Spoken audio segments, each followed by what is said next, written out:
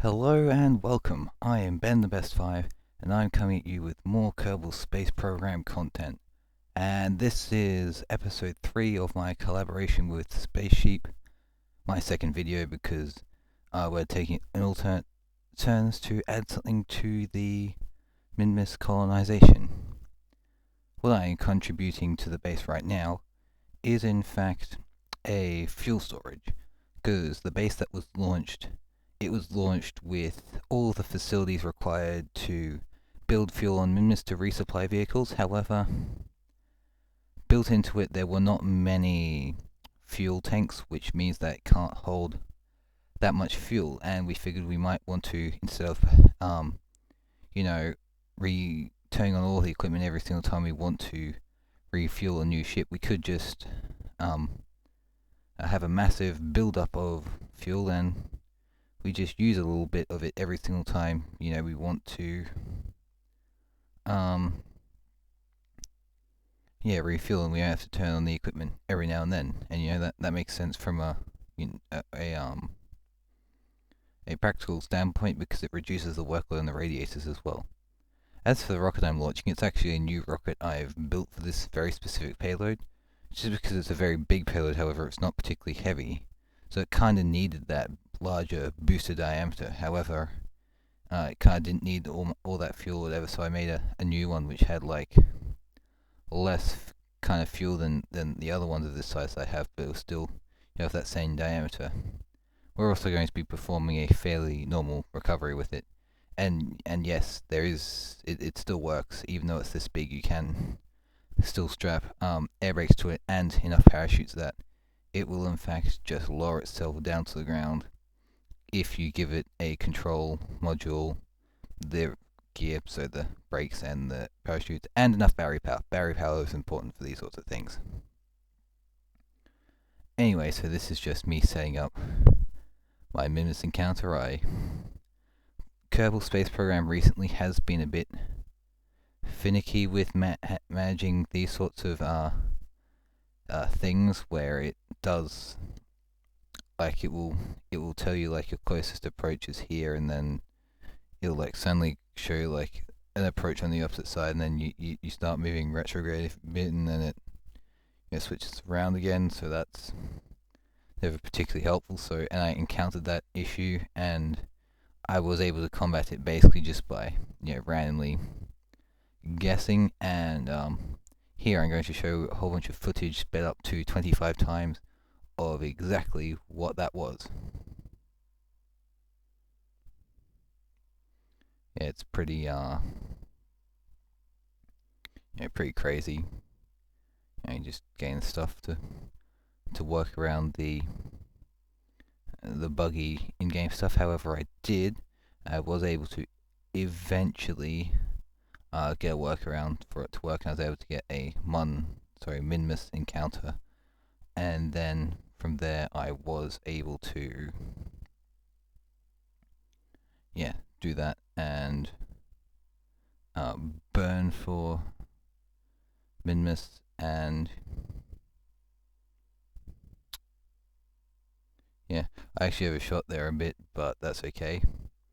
And my Minmus encounter, it's not great because our encounter was never that particularly perfect to begin with. So here you'll just see making a small correction burn. Now the best place to get a precise correction burn is apoapsis is usually a generally good, nice and balanced place to do it. However, just before you enter the body of the gravitational well of the body you are going to be doing it around is also a good spot to do it.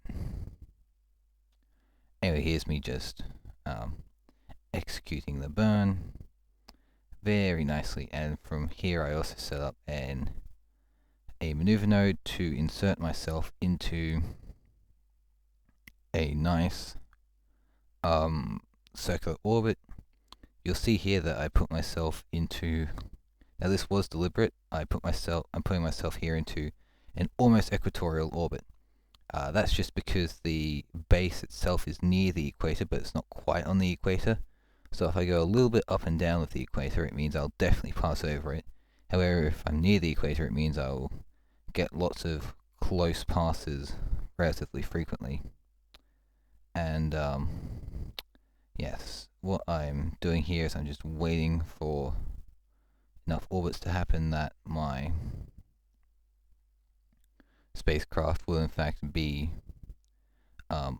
in the sun and also in a position where it can lower itself down out of orbit and into the base. You might have also noticed that I have a nice big mechanical structure at the front of it in the form of a whole bunch of larger robotics parts, and that's so that it can basically act as like a kind of like a hose, you know, because I figured that it'd be good if I placed the fuel storage a bit of a distance away from the base, just because fuel storage, I know that seems something that could be potentially volatile, so for the safety of everyone involved, I should perhaps keep it far away from everyone else. So that's why I built this kind of moving hose structure, so that my so that the cables in the base would be safe. As you can see, I'm also now just having to switch control of the thing. That's just an important step that I often forget, so I figured I'd mention it for all the viewers so that you guys don't forget. And I also retracted the solar panels and the other thingies that stick out which can be broken, just simply because previous experience tells me it's a great idea, because the other stage that brought it here, see, it likes to crash into it, but once that's gone through, I can safely open those up and I can start to lower myself down towards the base.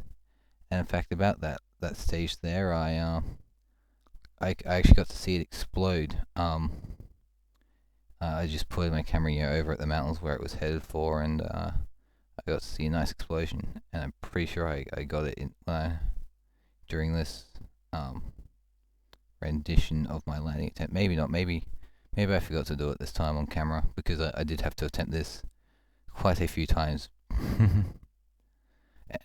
Yeah. Also, notice how I've got kind of like 4 nice little pylons. I thought the pylons was a cool design thing.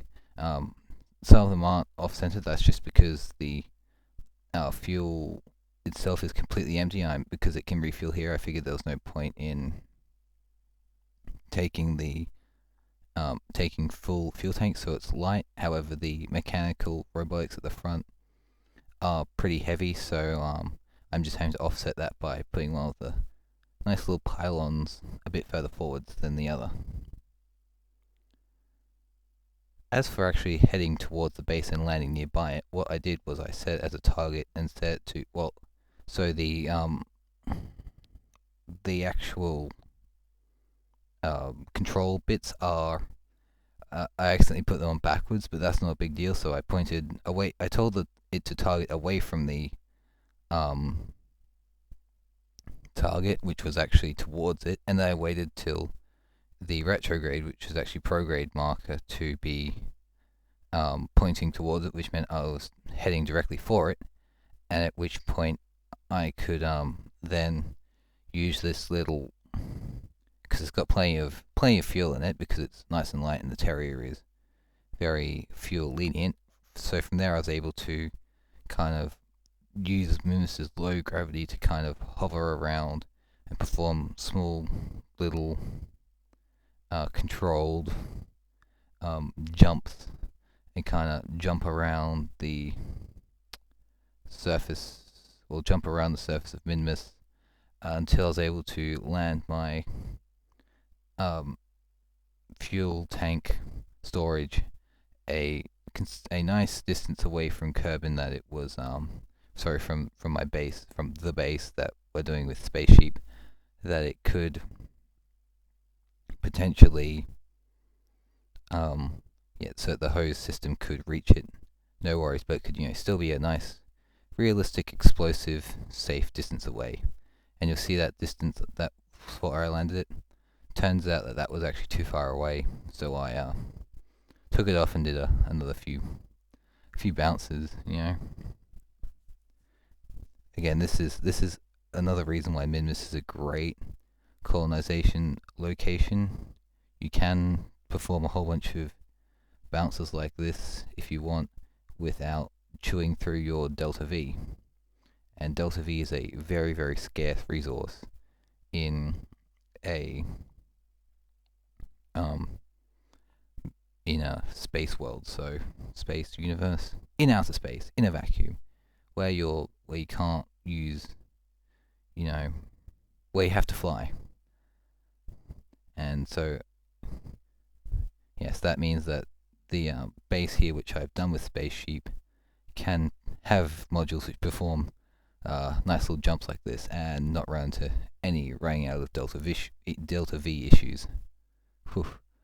Anyway, so yes, my fuel module will land any second now, right next to the main fuel generation base left here last video by Mr. Space Sheep, and here we are, landed within range of our host structure. Now this is just some sped up footage of how the hose deploying, managing actually works. It was not particularly easy just because hoses in this game, they fly everywhere. The controls aren't that precise, and actually whenever I bumped up against the main base, since it's a bit heavier than my empty fuel tanks, it actually caused the fuel tank to fly across the ground, and that meant I had to reorient everything. But I did eventually get there, and I forgot to actually record me docking it finally. So yeah, that was just a taste of. This is just a taste of what it's like to dock. Basically, what you do is it's basically like docking a regular craft. You basically have to make sure that the two are nearly lined up, at which point you can then just move your pipe module a little bit closer, and you can just dock like you would with a spaceship in space. And trust me, I have actually docked, and I wasn't too particularly careful. I was just like right there and there, and mush, and that caused it to actually flip out. Anyway, thank you for watching this third episode of the collaboration between myself and Space Sheep. I really do hope you enjoy it. Please go check out his channel and the other videos in this series. I'll leave a link to the playlist for the series, and the other link on screen will be just one of my videos that I think you'll like. Anyway, thank you for watching. Subscribe to me, leave a like, leave a comment, and thank you for watching. Have a great day.